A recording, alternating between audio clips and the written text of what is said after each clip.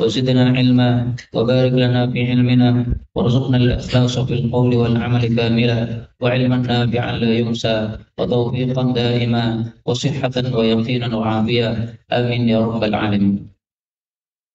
Kita lanjutkan majelis yang ketiga untuk daurah ilmiah maktabah kitab Tajridul Ummah Ihya Sunnah, dan kita sudah sampai pada sunnah yang ke-31. Wa qala al-muallif hafizahullah taala sayyidul istighfar, membaca sayyidul istighfar atau istighfar yang paling utama fil ashar pada waktu-waktu sahur, yaitu menjelang subuh. Yang disebut waktu sahur adalah seperenam malam terakhir, itu disebut waktu sahur. Jadi malam dibagi 6, ya. Nah, seperenam terakhirnya itulah yang disebut sebagai apa? Al-ashar. Pada saat itu disunahkan kita memperbanyak istighfar, sebagaimana Allah mengatakan dalam Al-Quran, wal mustaghfirina bil ashar. Nah, istighfar yang paling utama adalah istighfar yang mengandung doa i'tiraf, yaitu pengakuan dosa. Nah, itulah yang disebutkan dalam kitab ini, kita baca bersama. اللهم أنت ربي لا إله إلا أنت خلقتني وأنا عبدك وأنا على عهدك ووعدك ما استطعت أعوذ بك من شر ما صنعت أبوء لك بنعمتك علي وأبوء بذنبي فاغفر لي فإنه لا يغفر الذنوب إلا أنت. Mungkin saja Sayyidul Istighfar yang sudah antum hafal berbeda lafalnya dengan Sayyidul Istighfar yang ada pada kitab ini. Gak ada masalah, karena memang lafalnya beraneka ragam antara satu riwayat dengan riwayat yang lainnya. Nah, di sini ada doa itiraf, yaitu pada kata Abu Ulaka bidanbi. Saya mengakui dosa saya. Ini itiraf. Maka Sayyidul Istighfar, kenapa disebut Sayyidul Istighfar? Salah satunya karena mengandung tahlil la ilaha illa anta. Demikian juga karena mengandung doa i'tiraf.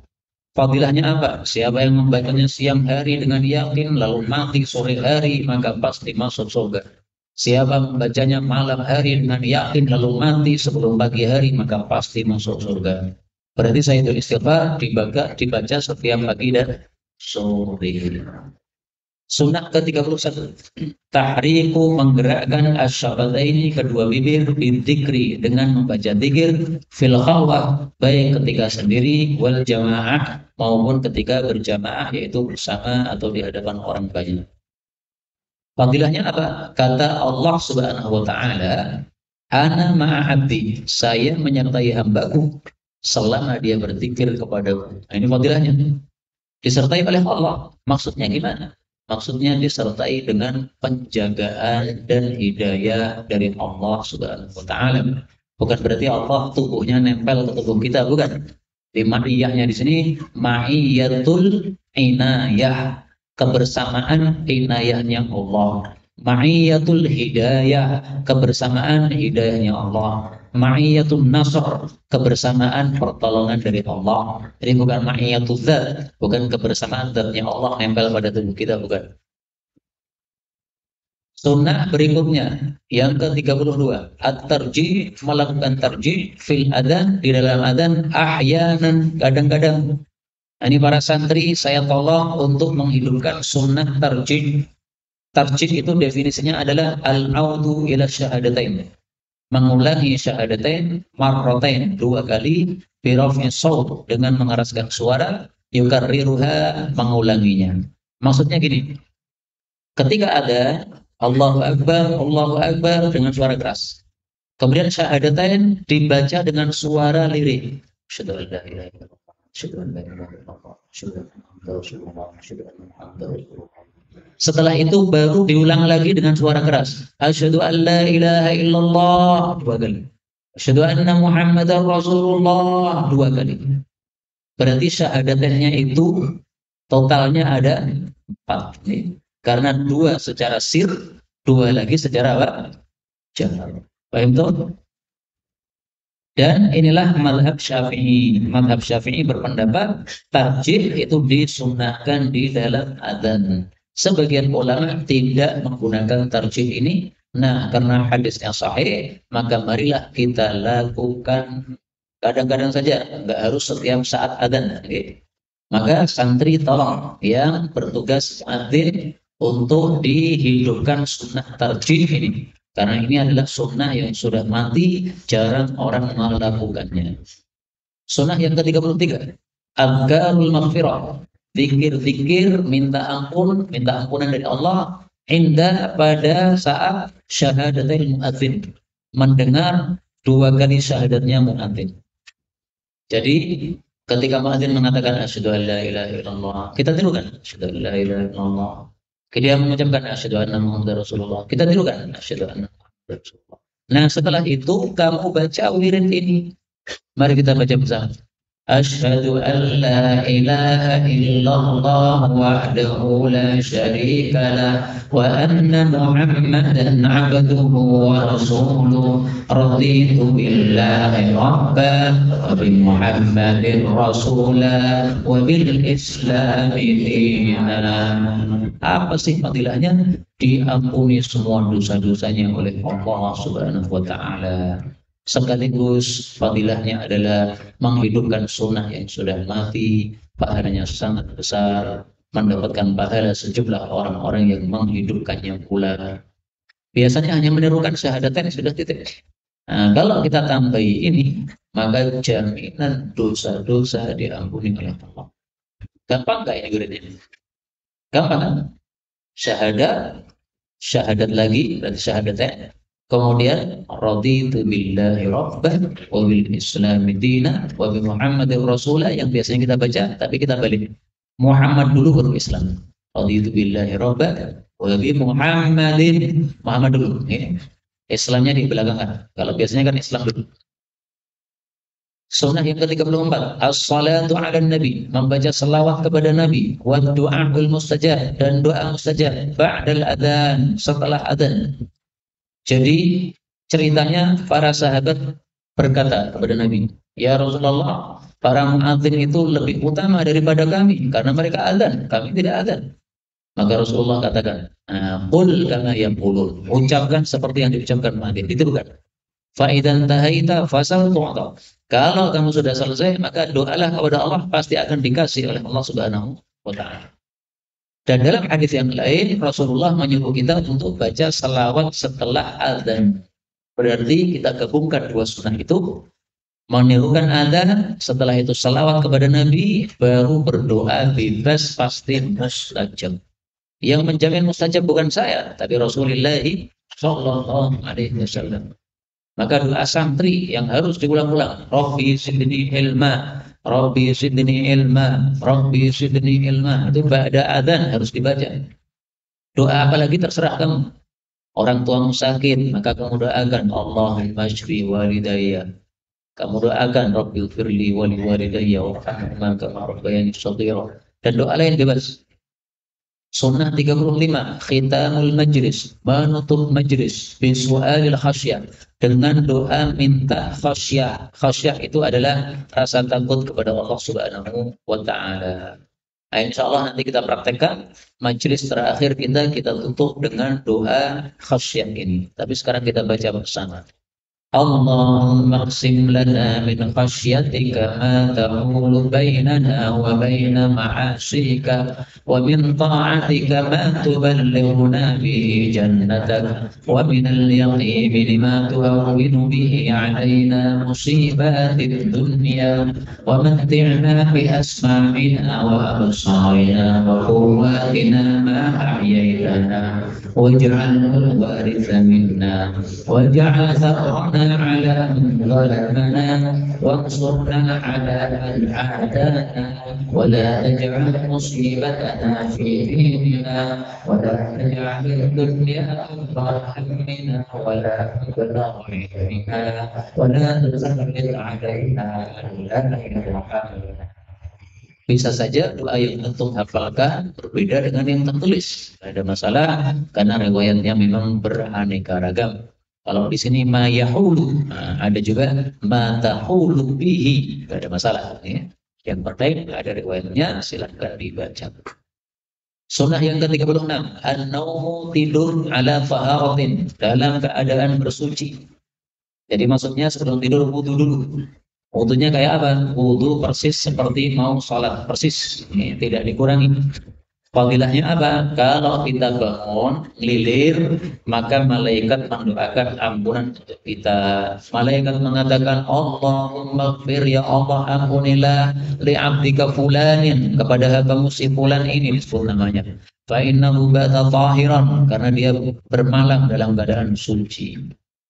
Ini kalau berat dilakukan, maka saya katakan seperti yang dikatakan oleh Imam Nawawi. Setiap hadis kamu lewati, kamu amalkan meskipun seumur hidup hanya satu kali. Sebisa mungkin berkali-kali. Tapi minimal satu kali seumur hidup, jangan dilewatkan sama sekali. Lebih baik setiap malam dilakukan. Sunnah ke-37, qiraatus surah, membaca surat ma'al Fatihah, bersama surat Al-Fatihah fi salatil janazah, dalam salat jenazah. Jadi biasanya orang-orang dalam salat jenazah takbir pertama hanya Fatihah. Itu sudah sah, tetapi ada sunnah Nabi yang ditinggalkan, yaitu membaca surat setelah Fatihah. Apa suratnya? Yang pendek-pendek aja lah, nggak usah panjang-panjang. Ya, surat Al-Ikhlas, surat Al-Falaq, surat An-Nas, atau yang lain-lain. Ya. Terutama bagi para imam sholat jenazah. Nah, ini perlu dihidupkan. Maka sebelum imam mengimami sholat jenazah, bagus hadis ini disampaikan. Muslimin ada sunnah Nabi dalam sholat jenazah, yaitu setelah Fatihah baca surat yang lain. Nah, saya sebagai imam akan baca surat yang lain setelah Fatihah. Nanti panjenengan kalau selesai Fatihah, panjenengan ikut baca surat sendiri-sendiri. Ini dihidupkan sunnahnya. Sebanyak orang melakukan sunnah ini, sebanyak itu juga pahala kamu dapatkan. Nah, maka dibiasakan Fatihah selesai, tambahi satu surat lagi dalam sholat jenazah. Memang kata-kata surat ini, ya, ditambah satu surat, ini tidak ada dalam riwayat-riwayat selain Imam Nasai. Tapi dalam riwayatnya Imam Nasai ada tambahan. Nah sekarang kalau dalam Sunan Nasai ada tambahan, gimana sikap kita? Sikap kita melihat ke dalam ilmu mustalah hadis, ternyata kita temukan di sana ada kaidah mengatakan ziyadatul thiqah maqbulatun, tambahan dari perawi yang thiqah itu bisa diterima. Nah ini termasuk contohnya tambahan dari perawi yang thiqah. Perawi-perawi dalam Sunan Nasai ini adalah perawi-perawinya thiqah, sehingga ini bisa diterima. Antum amalkan sunnah ini. Sunnah 38, ba'diyatul maghrib, salat ba'diyah maghrib, selepas maghrib, wal jum'ah, dan ba'diyah jum'ah, fil buyut, di rumah masing-masing. Tentu saja ini untuk yang punya rumah. Yang tidak punya rumah, misalnya para santri, kalau tidak ada tempat untuk sholat sunnah di asrama, ya sholat sunnah pada maghrib di masjid tidak ada masalah. Tapi yang punya rumah, paling utama setelah maghrib tidak ba'diyah di masjid, tapi pulang ke rumah ba'diyahnya di rumah. Kecuali kalau antum ikut pengajian di masjid, nah, pada maghrib sampai isya ada pengajian, ya nggak usah pulang, ya ikut saja pengajian, sholat ba'diyahnya di masjid. Kenapa lebih baik di rumah? Dua. Pertama, Nabi mengatakan kepada Banil Ashhal yang mereka sholat ba'diyah di masjid, beliau katakan, hadhihi sholatul buyut. Ini adalah sholatnya rumah. Kenapa kamu lakukan di masjid? Yang kedua, Nabi bersabda, sholat sunnah dilakukan oleh seseorang di tempat yang tidak dilihat oleh orang banyak, fadilahnya 25 kali lipat daripada sholat sunnah dilakukan di tempat yang terlihat orang banyak. Maka sholat sunnah di rumah pahalanya 2 ke 5 kali lipat daripada sholat sunnah di dalam masjid. Nah, pilih 25 atau pilih 1? Tentu saja pilih 25 kalau cerdas. Sunnah ke-39, tazwidu, memberi bekal al-musafir, kepada musafir. Yang dimaksud bekal di sini adalah bekal doa. Seorang sahabat Nabi datang kepada Nabi, ya Rasulullah, zawwidni, berilah saya bekal. Maka beliau mengatakan, zawwadakallahu taqwa. Maka dia bertanya lagi, ya Rasulullah, tambahlah bekal. Maka beliau mengatakan, wa ghafara dzambaka. Maka dia mengatakan, tambahlah bekal ya Rasulullah. Maka beliau mengatakan, wa yassara lakal khaira haitsu ma kunta. Maka cara membekali musafir adalah dengan doa tersebut. Demikian juga dengan doa yang disebutkan di buku ini. Mari kita baca doanya. في حفظ الله وفي كنفه زودك الله تقوى وغفر لك ذنبك ووجهك للخير أينما توجهت.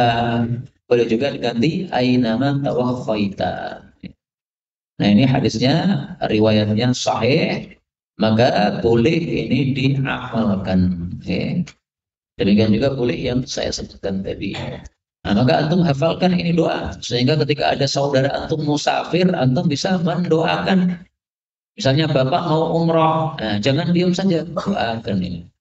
Bapak fi hifdzillah wa fi kanafi subhanallah taqwa wa ghafara laka dzambaka wa wajjahaka lil khairi aina ma tawajjahta atau wa yassara lakal khaira haitsu ma kunta. Sama aja. Baik, sunnah terakhir, sunnah ke-40. Satru menutup aqdamil muslimah, telapak kaki kaum muslimat, imanil jabbar, hamba-hamba Allah yang maha jabbar azza wa jalla. Kenapa di sini disebut imanil jabbar, hamba-hamba Allah yang maha jabbar? Ini seperti ancaman ya. Kalau muslimah tidak mau menutup telapak kaki, ini berarti dia membuka aurat. Kalau membuka aurat, maka terancam akan mendapatkan hukuman dari Allah Subhanahu wa ta'ala. Maka diancam dengan istilah jabbar. Allah itu maha jabbar. Hati-hati. Nah, maka perempuan banyak yang tidak paham sekarang ini bahwa telapak kaki perempuan adalah aurat. Dan itu pendapat mayoritas para ulama yang mengatakan telapak kaki wanita bukan aurat, itu hanya sekecil minoritas ulama saja. Lah kamu pilih mana? Mayoritas ulama atau minoritas ulama? Tentu saja yang biasanya lebih benar adalah mayoritas ulama. Apalagi sabda Nabi menunjukkan sangat jelas perempuan itu auratnya selain wajah dan kedua telapak tangan. Wajhi, Nabi nunjuk wajah. Berarti wajah bukan aurat. Maka pakai cadar boleh, tidak pakai cadar boleh. Tapi pakai cadar lebih utama. Kenapa lebih utama? Karena istri-istri Nabi juga memakai apa? Cadar. Dan fadilahnya cadar sangat banyak. Fadilah cadar yang pertama menyerupai istri-istri Nabi SAW. Fadilah cadar yang kedua, tidak memfitnah kaum laki-laki, apalagi kalau cantiknya muttafaqun alaih. Fadilah yang ketiga, kalau kamu jerawatan nggak kelihatan. Fadilah cadar yang keempat, kalau kamu belum mandi nggak kelihatan. Fadilah cadar yang kelima, kalau kamu belum gosok gigi, maka ngomong aman aja. Karena baunya nggak nyebar kemana-mana, tertutup oleh cadar. Fadilah cadar banyak sekali. Fadilah cadar menyebabkan awet muda. Kenapa? Karena orang naik motor, gara-gara kena angin, ini pori-porinya terbuka. Nah, itu yang menyebabkan kulitnya jadi cepat tua. Maka kalau naik motor itu pakai helm. Nah, selain pakai helm, tambahin cadar. Wah, ini awet muda ini. Maka para cadares, itu pasti awet muda. Awet muda. Baik, kaum muslimin wal muslimah rahimani wa rahimakumullah. Setelah selesai membahas 40 sunnah, maka saya tutup pada halaman 27 dengan hadis Nabi Shallallahu Alaihi Wasallam yang diriwayatkan oleh Ibnu Majah. Rasulullah mengatakan, ala ketahuilah, la yamna'anna rajulan, jangan sampai mencegah seseorang, haibatun nas, gara-gara takut kepada manusia, hayyaqula bihaqqin, untuk menyampaikan kebenaran, idza alimah, jika dia mengetahui kebenaran tersebut. Nah, maka Abu Sa'id yang meriwayatkan hadis ini menangis. Dia mengatakan, demi Allah, kami telah melihat beberapa sesuatu, maksudnya beberapa kemungkaran, tapi kami takut untuk menegurnya. Nah, termasuk kemungkaran adalah wanita tidak tutup telapak kaki. Itu kemungkaran. Maka kita sampaikan apa adanya. Para wanita wajib tutup telapak kaki. Telapak kaki termasuk aurat. Kecuali yang sudah tua renta, nenek-nenek, nah itu nggak pakai martabak, kaos kaki nggak ada masalah. nggak ada yang lirik sama sekali. Kalau masih muda-muda, nah, nggak boleh. Masih muda membuka telapak kaki, ini mengganggu laki-laki. Karena laki-laki melihat mata kakinya, melihat telapak kakinya indah, dia bayangkan, pasti atasnya indah, sampai rambut indah semua. Nah, laki-laki begitu, makanya disuruh nutup telapak kaki. Kenapa? Karena laki-laki mikirnya ngeres. Nah, maka harus tahu antum para perempuan. Antum jangan mudah-mudah sama laki-laki, jangan. Perempuan menjemur pakaiannya, pakaian dalam jangan diumbar kalau jemur. Laki-laki melihat pakaian dalam perempuan diumbar, langsung kotornya kayak pasir. Ini rahasia saya buka supaya antum hati-hati. Jadi nggak ada kalau seorang perempuan menjemur pakaian tetapi diumbar seperti orang-orang awam itu. Menjemur pakaian di pinggir jalan. Saya dari rumah ke masjid, dari masjid ke rumah, lewat lihat terus. Ada dalaman atas, dalaman bawah. Wah ya Allah, ini orang-orang awam kayak gini. Anak santri nggak boleh. Anak santri haram seperti itu. Kenapa? Menurunkan martabat. Tapi untuk orang-orang awam ya nggak sampai haram lah. Ya itu kurang adab saja. Baik, inilah yang dapat kita pelajari. Sudah selesai kita mempelajari 40 sunnah Nabi SAW. Kita berharap bahwasanya pengajian kita terhadap sunnah Nabi ini bermanfaat, sehingga sunnah-sunnah Nabi betul-betul bisa kita terapkan dalam kehidupan kita sehari-hari. Dan saya tutup dengan peringatan bahwa apa yang sudah kita kaji ini gak ada gunanya kecuali kalau kita mengamalkan. Sudah kata, betul sudah kata, tapi nggak ada gunanya kalau tidak diamalkan. Karena itu masing-masing bertanggung jawab untuk mengamalkan pada dirinya sendiri-sendiri. Mulai dari bangun tidur sampai tidur lagi, mana yang belum diamalkan silahkan diamalkan. Sekarang kita tutup majelis kita. Allahumma sholli ala Muhammad wa ala ali Muhammad. Allahumma aqsim lana min khasyatika ma tahulu bainana wa baina ma'siyatik, wa min ta'atika ma tuballighuna bihi jannatak, wa min al-yaqini ma tuhawwinu bihi alaina masa'ib ad-dunya. Allahumma matti'na bi asma'ina wa absarina wa quwwatina ma ahyaytana waj'alhu al-waritha minna waj'al tha'rana ala من ظلمنا وانصرنا على من عادانا ولا تجعل مصيبتنا في ديننا ولا تجعل مصيبتنا في ديننا ولا تجعل الدنيا أكبر همنا ولا مبلغ علمنا ولا تسلط علينا من لا يرحمنا وصلى الله وسلم وبارك على النبي محمد والحمد لله رب العالمين. سبحان الله وبحمده أشهد أن لا إله إلا أنت أستغفرك وأتوب إليك.